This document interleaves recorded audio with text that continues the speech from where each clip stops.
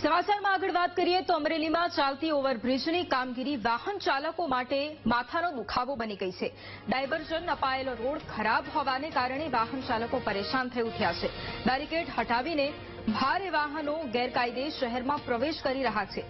ભારે વાહનો diversion road પર ચાલતા નાના વાહન ચાલકોને મુશ્કેલી ઉભી કરી રહ્યા છે। સાવરકુંડલા મહુવા રોડ પર છેલ્લા 3 મહિનાથી કામગીરી ચાલી રહી છે।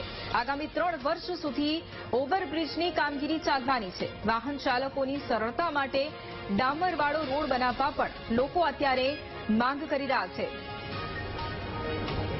તો અમરેલીમાં ઓવરબ્રિજની જે કામગીરી ચાલી રહી છે તેનાથી વાહન ચાલકો હવે પરેશાન થઈ ઉઠ્યા છે, કારણ કે ડાયવર્ઝન અપાયેલો રોડ ખરાબ છે, જેના કારણે વાહન ચાલકો રોજ મુશ્કેલીમાં મુકાય છે। બેરિકેડ હટાવીને ભારે વાહનો ગેરકાયદે શહેરમાં પ્રવેશ કરી રહ્યા છે।